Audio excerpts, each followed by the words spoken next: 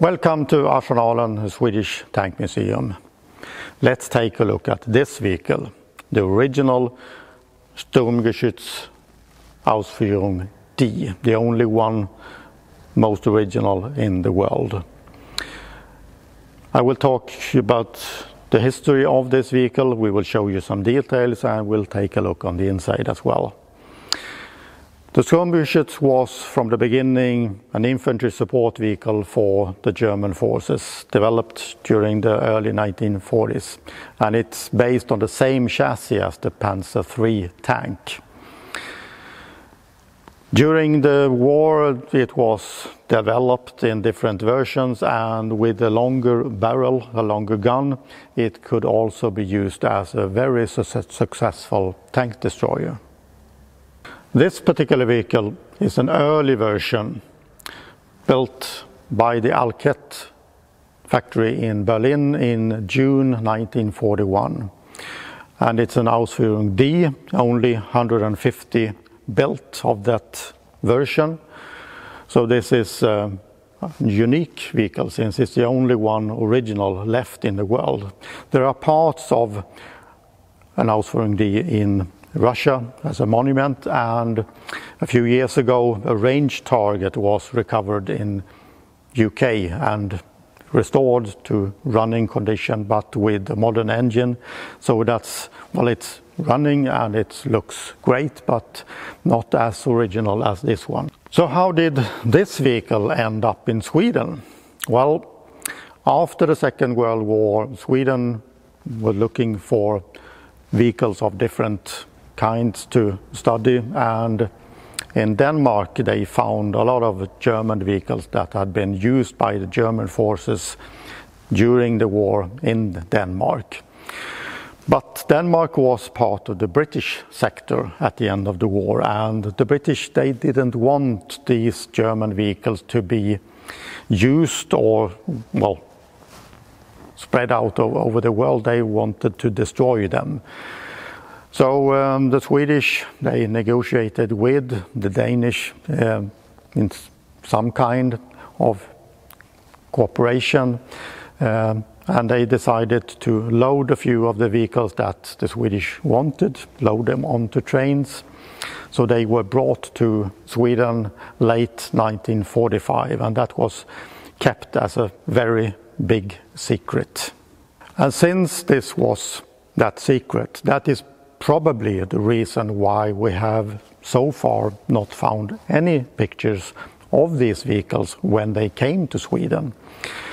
We have a list of vehicles that were brought from Denmark to Sweden, and that was, apart from this Stug with a short barrel, it was a Stug with a longer barrel, the Panzer I, the small tank, Panzer 38 Hetzer, Marder II, a Schwimmwagen, a Panzer III, a Kettenkrad, and probably two armored half-tracks, SD-Krefset 250 or 251, we're not really sure.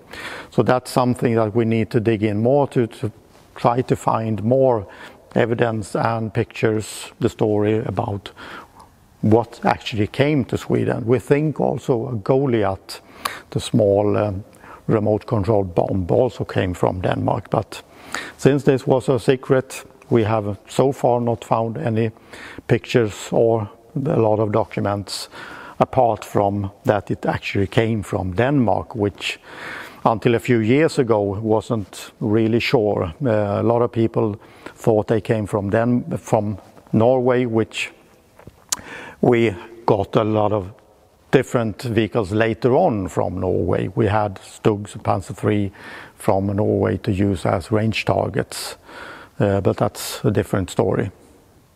During the last year of the Second World War, this vehicle was, together with other vehicles that came from Denmark, they were based at a unit on Jylland in Denmark.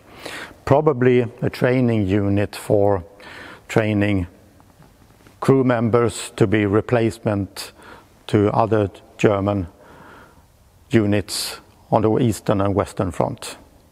The interesting thing about this vehicle that it has these special external air filters, Filzbalg filters, which was not standard on these vehicles. They were used in desert condition and in very dusty conditions. And it also has Simrit coating still present on the sides. And the experts we have talked to, they are most certain that this vehicle was never used in Africa, since no German vehicles or units left Africa when the Africa Corps surrendered in 1943. Only a few vehicles that were captured by the US and the British forces, they were brought back to UK and US. But none of the vehicles left Africa for Europe and continued to be used there. So everything was left in Africa. So the conclusion is that this vehicle, it was probably used with a German unit in the Operation Barbarossa, the invasion of Soviet Union in June 1941.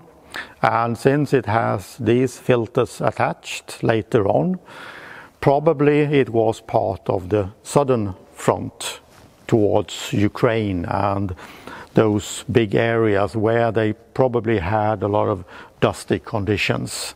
At least that is what we think. The color of this vehicle today is not original color. This is something that has been repainted years later on the former Tankmuseum in Axvall. From the beginning, this vehicle was Panzergrau, the dark gray color that all German vehicles had at the beginning of the Second World War.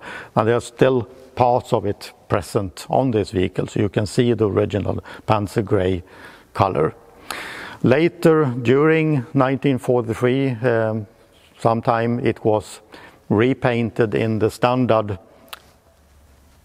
Dunkelgelb, sort of dark yellow color that was standard on all the German vehicles from 1943 onwards. And at that time it was also covered with this Simrit coating that was all over the vehicle.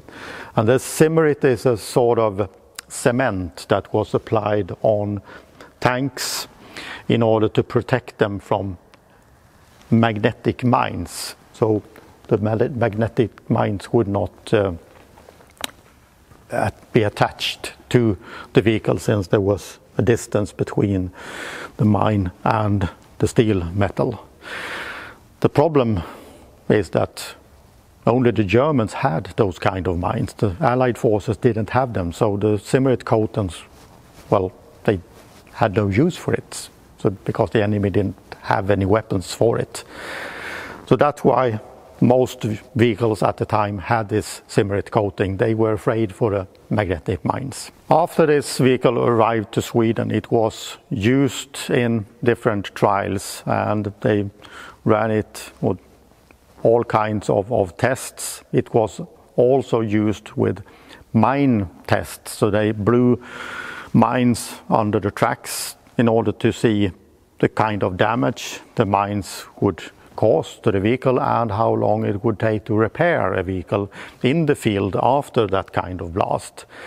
So they used parts from the rest of the vehicles that they had in the collection at the time to repair it, and that is the reason why this vehicle has track links on the tracks. They are all different, so they were using parts from the different Panzer III Stugs that they had at the moment in order to keep this vehicle running, and this was probably one of the vehicles that was kept running for the longest time in the Swedish army. By the time it was the German markings, they were overpainted, and it got a Swedish registration number on the front in order to sort of cover up the secret mission that it had from the beginning in Sweden. Probably it also had a Swedish flag on the side. The Sturmgechütz was a very popular and useful vehicle during the war, and more than 10,000 of these vehicles were made in different versions. Only 150 of this, the Ausf D. And this particular vehicle got the Fahrgestell number 9604 for the people who are interested in that kind of details. Like most vehicles of its time, it has the engine at the rear, the gearbox beside the driver, and the steering transmission at the front. So it's a front sprocket drive. The engine is a Maybach AHL 120 V12 petrol engine, 296 horsepower, and it's called TRM, which stands for Trockensumpfschmierung mit Schnapper-Magnetzündung. And that's a dry sump engine, so it has a oil tank beside the engine in order to lubricate, and it has a magneto system for making the sparks for the spark plugs. A manual 6-speed gearbox and a crew of 4 people. The combat weight is about 23 tons. The gun is a 75mm short barrel gun, and on the top it could have a 7.92mm machine gun. Until now we have kept this vehicle in storage, but since we now got the King Tiger on display, we decided to bring this vehicle out together with the rest of the vehicles that also came together for the Swedish evaluation after the Second World War. And the paint job of the vehicle is not very good. Different colors, and of course, is it possible to restore it to look better or to remove the paint? Well, we're not sure, and we have talked about this to different experts, and not yet decided how to handle it in the future. It's quite complete, so the obvious question is, would it be possible to restore it to running conditions? Yes, it would, but that would take time and also a lot of money, but it's possible to do it. The final question is, do you have any information from the German forces in Denmark, perhaps pictures that shows this vehicle in use in Denmark? Perhaps we someday will find someone who has part of the story, some details, so we could find out more where this vehicle actually served before it ended up in Denmark. We guess that it has an interesting story where it was, but at the time now we don't know. Now we will look on parts of the inside, show you how it looks. At the front there are 2 hatches on each side to open up to get access to the steering mechanism underneath. So these hatches are not for getting in and out of the vehicle, just for maintenance work. Beside the driver there is a gearbox, and in front of the driver is the steering mechanism, and this shaft is from the steering mechanism out to the final drive with the steering brake on each side of the tank. On the top of the vehicle there are 3 hatches, one for the gunner, one for the commander, and one on the loader's side. And this hatch over the gunner is not original. There's something done with it, so we're not actually sure why they did it. Probably some damage during some tests, so well, we're not sure. On the left side of the vehicle there's the antenna base and the protection for the antenna when it's not in use. So you can raise the antenna and you can keep it in that position.